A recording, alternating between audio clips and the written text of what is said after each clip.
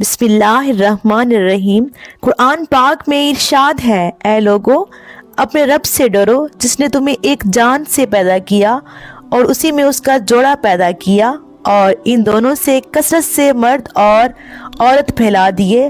اللہ تعالیٰ نے تمام انسانوں کو ایک جان یعنی حضرت آدم علیہ السلام سے پیدا کیا اور ان کے وجود سے ان کا جوڑا یعنی حضرت حوا علیہ السلام کو پیدا کیا۔ پھر انہیں دونوں حضرات سے زمین میں نسل در نسل کثرت سے مرد و عورت کا سلسلہ جاری کیا۔ قرآن مجید میں انسان کی ابتدا، تخلیق کے مراحل اور انسانی نفسیات پر بہت شاندار کلام موجود ہے، اور کیوں نہ ہو کہ انسان کو خدا نے بنایا اور بنانے والے سے زیادہ کون جان سکتا ہے۔ اس حقیقت کو اللہ تعالیٰ نے خود قرآن میں بیان فرمایا۔ ترجمہ: جس نے پیدا کیا وہ نہیں جانتا، حالانکہ وہی ہر باری کی جاننے والا بڑا خبردار ہے۔ قرآن پاک میں انسان کا خدا کی بارگاہ میں مقام کی خوبیاں، خامیاں، مثبت و منفی پہلو، طاقت و کمزوری، نیز طاقت کے درست استعمال اور کمزوریوں سے نجات کے طریقے بڑے خوبصورت انداز میں بیان کیے گئے ہیں۔ قرآن میں تفکر و تدبر کرنے والوں کے لیے یہ تحصیل بہت دلچسپ بھی ہے اور مفید بھی۔ چنانچہ ارشاد باری تعالیٰ ہے، اور بے شک ہم نے اولاد آدم کو عزت دی اور انہیں خشکی اور تری میں سوار کیا اور ان کو ستری چیزوں سے رزق دیا اور انہیں اپنی بہت سی مخلوق پر بہت سی برتری دی۔ مراد یہ ہے کہ انسان کو عقل، علم، قوت گوئی، پاکیزہ صورت، معتدل اور قدر و قامت عطا کیے گئے۔ ناظرین، جیسا کہ ہم سب جانتے ہیں، جوڑے آسمان پر بنائے جاتے ہیں اور ان کے ملاپ سے افزائش نسل ہوتی ہے۔ قرآن پاک میں ارشاد ہے کہ اللہ زمین اور آسمانوں کی بادشاہی کا مالک ہے۔ وہ جو چاہتا ہے پیدا کرتا ہے، جسے چاہتا ہے لڑکیاں دیتا ہے، جسے چاہتا ہے لڑکے دیتا ہے۔ لیکن آج کل کے دور میں بایولوجیکل سائنس بہت ترقی کر چکی ہے اور سائنسدان بہت زیادہ تجربے کر رہے ہیں، جس میں وہ لڑکی کے ساتھ جانوروں کا ملاپ کر رہے ہیں اور اس ملاپ سے وہ ایک نئی مخلوق کی تخلیق کر رہے ہیں۔ اسلام اور سائنس کو متصادم کرا دینے والوں نے یہ یقین کر رکھا ہے کہ اسلام حقیقی روح کی طرف اشارہ کرتا ہے، اور انہیں کھل کر بیان یہ لوگ فضول مرض میں گرفتار ہیں کہ ان کی کوتاہی اور تنگ نظری اسلام کو سمجھنے نہیں دیتی۔ اللہ جسے چاہے بیٹیاں دے، جسے چاہے بیٹے دے۔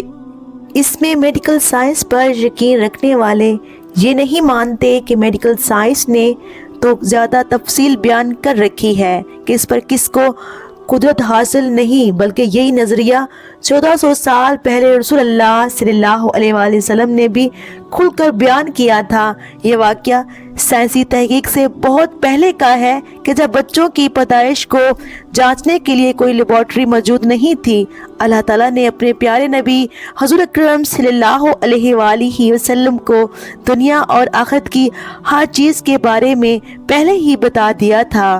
حضور اکرم صلی اللہ علیہ وآلہ وسلم کو یہ علم بھی عطا کر رکھا تھا کہ آپ صلی اللہ علیہ وآلہ وسلم نے یہودی کے سوال پر انہیں یہ سوال پوچھا تھا کہ یا رسول اللہ صلی اللہ علیہ وآلہ وسلم، آپ ہمیں یہ بتائیں گے کہ لڑکی کس طرح پیدا ہوتی ہے اور لڑکا کیسے پیدا ہوتا ہے؟ یہ حقیقت نبی پاک صلی اللہ علیہ وآلہ وسلم نے بیان فرمائی کہ لڑکی اور لڑکے کی پیدائش پر عورت کے بیضے اور مرد کے جراثیم میں کیا کردار ادا کرتے ہیں۔ صحیح بخاری حدیث کے مطابق یہودیوں نے رسول اللہ صلی اللہ علیہ وآلہ وسلم سے اسلام قبول کرنے کے لیے ایسے سوالات پوچھے تھے کہ جن میں ایک سوال یہ بھی کہا کہ اب ہم پوچھتے ہیں کہ عورت مرد کے پانی کی کیا کیفیت ہے اور کیوں کبھی لڑکا پیدا ہوتا ہے اور کبھی لڑکی پیدا ہوتی ہے۔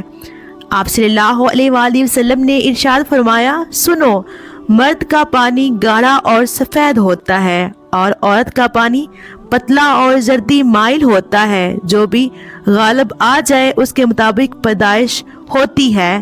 جب مرد کا پانی عورت کے پانی پر غالب آ جائے तो हुक्म इलाही से औलाद नरीना पैदा होती है, और जब औरत का पानी मर्द पर गालिब आ जाए तो हुक्म इलाही से लड़की पैदा होती है। यह जवाब सुनते ही यहूदियों के सरदार ने इस्लाम कबूल कर लिया था। हज़रत अब्दुल्ला बिन सलाम, जो कि अल्लाह के रसूल सल्लल्लाहु अलैहि वसल्लम की बात सुनकर कलमा शहादत पुकारते थे, उन्होंने अर्ज किया कि यहूदी बहुत बेवकूफ़ लोग हैं। अगर उन्हें मेरा इस्लाम लाना पहले से मालूम हो जाएगा तो वो मुझे मलामत करेंगे। आप सल्लल्लाहु अलैहि वसल्लम मुझसे पहले ज़रा इन्हें कायल कर लीजिए। और इसके बाद आप सल्लल्लाहु अलैहि वसल्लम के पास जब यहूदी आए तो आप सल्लल्लाहु अलैहि वसल्लम से पूछा कि अब्दुल्ला बिन सलाम तुम में से कैसे शख्स हैं। उन्होंने बहुत सारी इच्छाइयाँ उनके सामने बयान की और कहा कि वो बड़े बुजुर्ग और दानश्वर भी हैं, बुजुर्गों की औलाद में से हैं, और वो हमारे सरदार भी हैं, और वो सरदारों की औलाद हैं।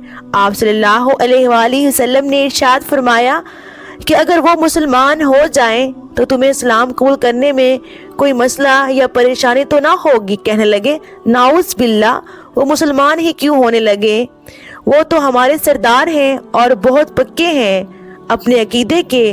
वो अपने मज़हब यहूदियत को छोड़कर कभी भी इस्लाम कबूल नहीं करेंगे।